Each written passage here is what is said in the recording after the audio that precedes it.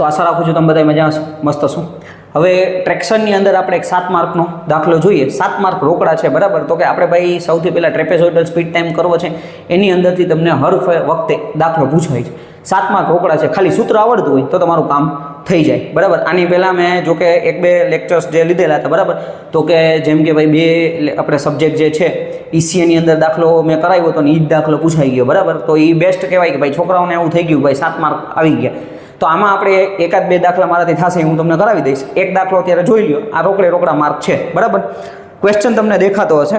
તમને ક્વેશ્ચન એમ કહે છે, અ train is running between two station 2.5 kilometre apart from each other. એટલે 2 સ્ટેશન વચ્ચેનું ડિસ્ટન્સ છે એ આપણને 2.5 કિલોમીટર આપેલું છે. Other with the average speed is 50 kilometre per hour. Average speed આપણને 50 કિલોમીટર પર અવર આપેલી છે. Acceleration and retardation. એક્સેલરેશન એટલે આલ્ફા, રિટર્ડેશન એટલે કે beta of train is 2 kilometre per અવર પર સેકન્ડ અને 3 કિલોમીટર પર અવર પર second respectively. Consider simplified speed time કરો, ફાઇન્ડ ધ મેક્સિમમ સ્પીડ, બરાબર. ખાલી મેક્સિમમ સ્પીડ આપણે ફાઇન્ડ કરવાની છે. આ દાખલો તમને 7 માર્કમાં પૂછાયેલો છે, પરીક્ષાની અંદર પૂછાયેલો છે, બરાબર. હવે ખાલી તમે સિમ્પલ જોતા જાઓ, બરાબર. ખાલી અહીંયા ડેટા મૂકીને આપણે ડાયરેક્ટ આન્સર લાવી દેવાનો છે, બરાબર. હવે 1 બાય 1 આપણે જોતા જઈએ. સૌથી પહેલાં તમે જુઓ તો અહીંયા ડેટા આપણને આપેલો છે ભાઈ, ડિસ્ટન્સ 2.5 કિલોમીટર છે, VA છે એ 50 કિલોમીટર પર અવર છે, એટલે કે એવરેજ સ્પીડ આલ્ફા, એટલે કે જેને આપણે એક્સેલરેશન કહીએ છીએ, એ 2 કિલોમીટર પર અવર પર સેકન્ડ છે, બરાબર. આવી રીતના લખી શકાય, કિલોમીટર પર અવર પર સેકન્ડ, I કિલોમીટર પર અવર પર સેકન્ડ. બીટા છે એ 3 કિલોમીટર પર અવર પર સેકન્ડ છે. હવે તમારે ફાઇન્ડ VM, મેક્સિમમ સ્પીડ આપણે ફાઇન્ડ કરવાની છે. સિમ્પલ વસ્તુ છે, બરાબર. ડેટા બધો આપી દીધો છે. સૂત્ર આપણું છે મેક્સિમમ સ્પીડનું, પહેલાં એ લખવાનું છે, VM = T plus or minus, બરાબર. હવે અહીંયા એક ખાસ ધ્યાન દેજો, અહીંયા આપણે ખરેખર માઇનસ લેવાના છે, બરાબર. એટલે આપણે ખાલી માઇનસ લેવાના છે. T minus √T minus T² minus 14400 kd એના છેદમાં 2k. Simple. T minus √T² minus 14400 kd એના છેદમાં 2k, બરાબર. હવે અહીંથી તમે જુઓ આપણી પાસે શું વેલ્યુ છે. તો કે મારી પાસે k ની વેલ્યુ નથી, ડિસ્ટન્સ તો કે આપેલો છે એટલે ડિસ્ટન્સ છે. હવે k ની વેલ્યુ ફાઇન્ડ કરવાની છે અને t આપણે ફાઇન્ડ કરવાનું છે. 2 વસ્તુ આપણે ગોતવાની છે, બરાબર. હવે k નું સૂત્ર શું છે? તો કે અહીંયા આપેલું છે, મેં લખેલું છે 1/2 આલ્ફા પ્લસ 1/2 બીટા, બરાબર. એટલે 1/2 આલ્ફા એટલે k અહીંયા આપણી પાસે શું થઈ જશે? 2. આલ્ફાની વેલ્યુ કેટલી છે? તો કે અહીંયા 2 થઈ જશે, પ્લસ 1/2 કૌંસની અંદર બીટાની વેલ્યુ કેટલી છે? તો કે 3 છે. એટલે ખરેખર k બરાબર આપણી પાસે આવ્યું અહીંયા 4 અને વત્તા અહીંયા આપણી પાસે કેટલા થઈ જશે? 3 × 2 = 6. ચાલો ડન. કેલ્સીની અંદર કરો તો આ બેયને આવી રીતના કાઉન્સ કહીને 1/4 પ્લસ 1/6 તમે ડાયરેક્ટ કરી શકો છો, બરાબર. કેલ્ક્યુલેટરની મદદથી તમે જોશો તો બ્રેકેટ કરીને, ખાસ બ્રેકેટની અંદર 1/6, 1/4 બ્રેકેટ ક્લોઝ, પછી પ્લસ 1/6, બરાબર. આન્સર આવ્યો 0.416. ઓકે, k ની વેલ્યુ મળી છે મને 0.416. ચાલો ડન. અહીંયા સુધી આ મને k ની વેલ્યુ મળી ગઈ છે. ઓકે, હવે એના પછી સ્ટેપ નંબર 2 મારે ફાઇન્ડ કરવું છે શું? તો કે મારે t ની વેલ્યુ ફાઇન્ડ કરવી છે, બરાબર. હવે t ની વેલ્યુ ફાઇન્ડ કરવા માટે આપણે શું જોશે? તો કે ભાઈ ખાસ ધ્યાન રાખો કે ભાઈ આપણી પાસે ઇક્વેશન છે, તો કે ભાઈ સ્પીડ = ડિસ્ટન્સ અપોન ટાઈમ, બરાબર. સ્પીડ એટલે કે આપણને VA આપેલી છે, સ્પીડ = એવરેજ સ્પીડ છે, ડિસ્ટન્સ અપોન ટાઈમ. આ આપણું મેઇન સૂત્ર છે. ટાઈમ જોઈ છે તો આ બેયની પોઝિશન ચેન્જ કરો એટલે ટાઈમ = ડિસ્ટન્સ અપોન VA થઈ જશે. ડિસ્ટન્સ કેટલું છે? 2.5 છે. એવરેજ સ્પીડ કેટલી છે? તો કે અહીંયા આપણી પાસે થઈ જશે 50 કિલોમીટર પર અવર, બરાબર. એને ગુણ્યા આપણે છે ને ટાઈમને સેકન્ડમાં જોઈ છીએ, બરાબર. સેકન્ડની અંદર જોઈ છીએ, કારણ કે આ 2 કિલોમીટર પર અવર ને કિલોમીટરમાં છે. એટલે 3600 વડે ગુણવાનું ભૂલવાનું નથી, ખાસ ધ્યાન રાખજો.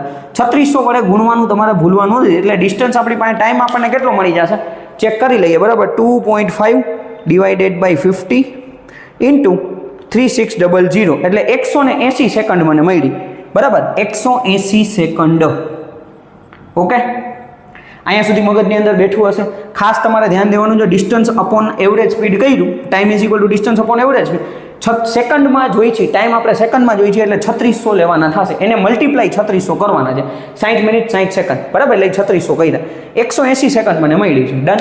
હવે આ બધી વેલ્યુ આપણને મળી ગઈ છે, સૂત્રની અંદર મૂકવાનું છે. સિમ્પલ ને સાદી વસ્તુ છે. તો અહીંયા મેક્સિમમ સ્પીડ = 180 માઇનસ વર્ગમૂળની અંદર 180² માઇનસ 14400. k ની વેલ્યુ છે 0.416, બરાબર. એને ગુણ્યા d ની વેલ્યુ કેટલી છે? ડિસ્ટન્સ આપણી પાસે છે 2.5. આ બધું ગુણાકારમાં છે, એના છેદમાં 2k એટલે 2 બ્રેકેટની અંદર 0.416, બરાબર. અહીંયા છગડો વ્યવસ્થિત કરી નાખીએ, 416. ચાલો ડન.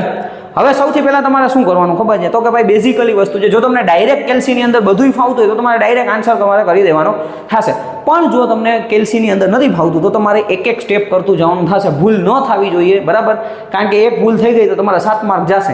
એના કરતાં સિમ્પલ ને સાદી વસ્તુ છે, અહીંયા આપણે 14400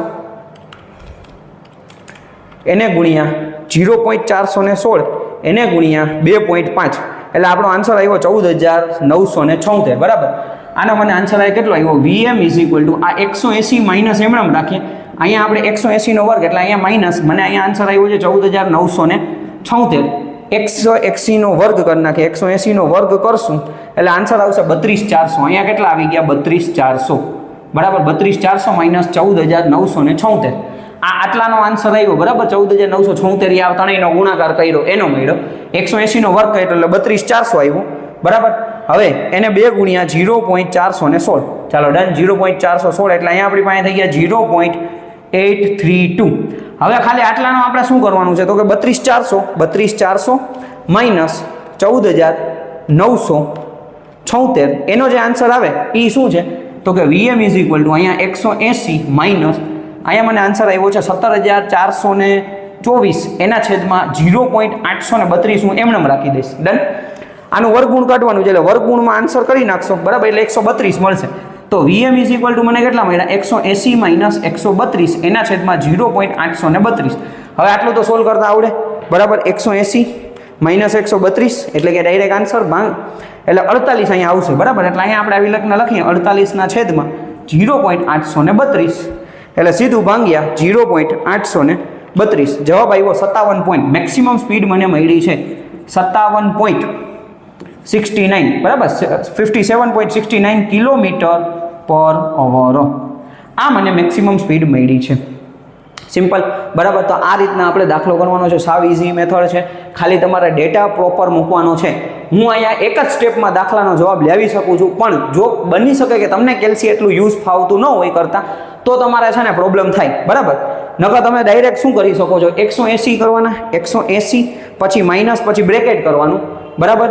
પહેલા આપણે વર્ગમૂળ કરવાનું પછી બ્રેકેટ કરવાનું અને બ્રેકેટની અંદર પાછો 180 નો સ્ક્વેર, બરાબર, પછી માઇનસ પાછો બ્રેકેટ કરવાનું. હવે આ બધાય 14400 એને ગુણ્યા 0.416 એને ગુણ્યા 2.5 બ્રેકેટ ક્લોઝ, બરાબર, અને બીજું બ્રેકેટ એ ક્લોઝ કરી દેવાનું, ઇઝ ઇક્વલ ટુ કરી દેવાનું એટલે સીધા અહીંયા 48 પહોંચી જશું. 48 ભાંગ્યા સીધા તમે બ્રેકેટની અંદર કાં તો 2 ઇન્ટુ 0.416 એટલે ડાયરેક્ટ તમારો આન્સર 57.69 આવી ગયો, ડન. એટલે 57.69 કિલોમીટર પર અવર. એટલે જો તમને પ્રેક્ટિસ હોય કેલ્સી એકદમ ડાયરેક્ટ થવાની તો તમારે ડાયરેક્ટ કરી દેવાનું, નકર આ રીતના સ્ટેપમાં કરવાનું, ભલે થોડી વાર લાગે. 7 માર્ક રોકડા આપણને આવડતા હોવા જરૂરી છે, બરાબર. એટલે આ સિમ્પલ ક્વેશ્ચન હતો, 7 માર્ક પરીક્ષામાં પૂછાયેલો ક્વેશ્ચન મેં લીધેલું છે. આવા 2-4 ક્વેશ્ચનની તમે પ્રેક્ટિસ કરી નાખો એટલે તમને પ્રોબ્લેમ ના આવે. શક્ય હશે તો સાંજ સુધીમાં હજી 1-2 દાખલા હું તમને સોલ્વ કરાવી દઈશ જેથી તમને પ્રોબ્લેમ ના આવે. Okay, thank you friends.